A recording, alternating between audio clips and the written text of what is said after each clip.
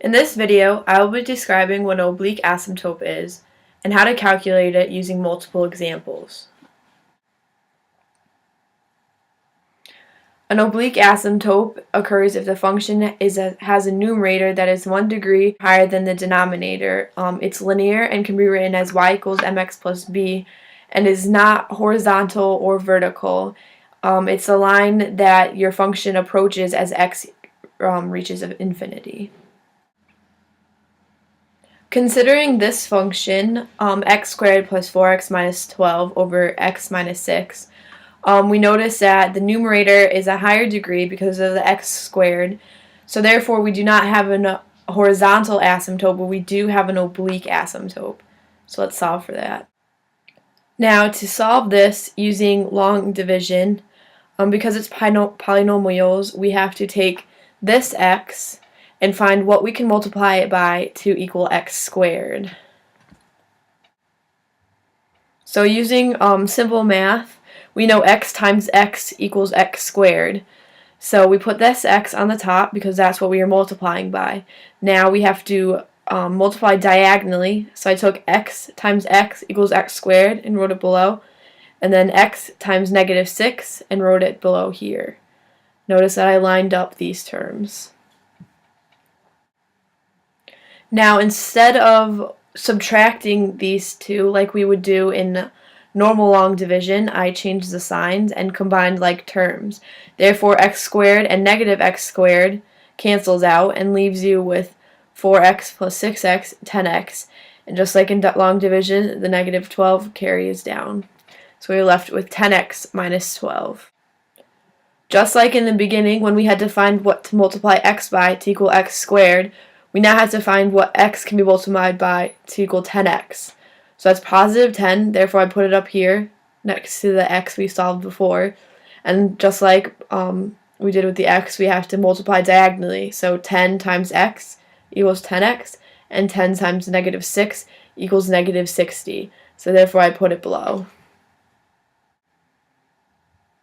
Just like we did up here, instead of using the normal rules of long division, I just distributed the minus through, so I got negative 10x plus 60, and combined like terms. Therefore 10x cancels out because of negative 10x, and we are left with 48. Now in long division this will be the remainder. Because we are dealing with polynomial division and not regular number division, the remainder has no significance on our answer. Therefore the oblique asymptote for this function is y equals x plus 10.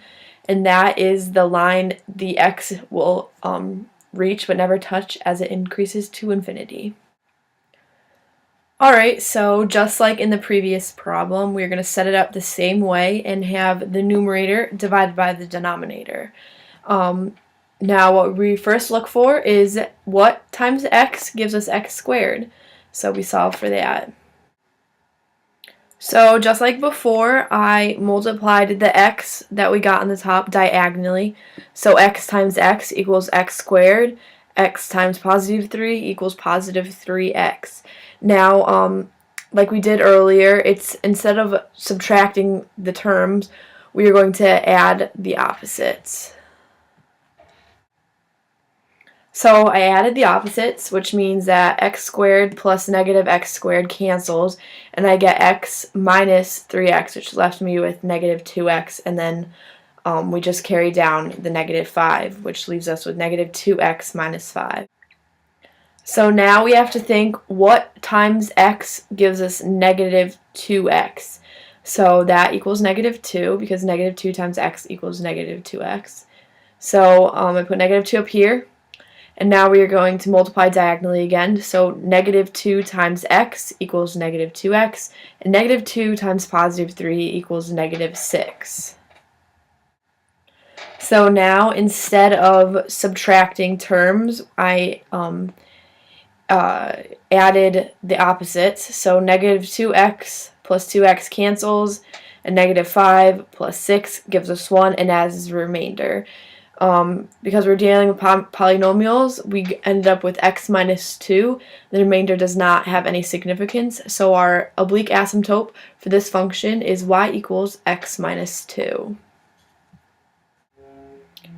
Now, taking the equation we used before and the oblique asymptote equation we just found, I'm going to explain to you why the remainder has no significance and does not affect the equation for the oblique asymptote at all.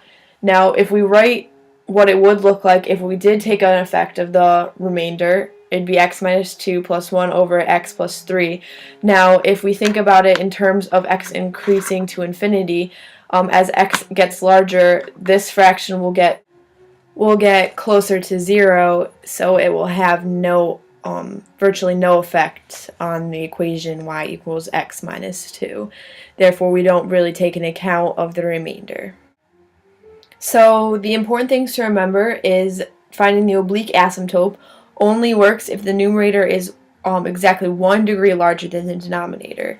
And when solving for the oblique asymptote, you divide the numerator by the denominator.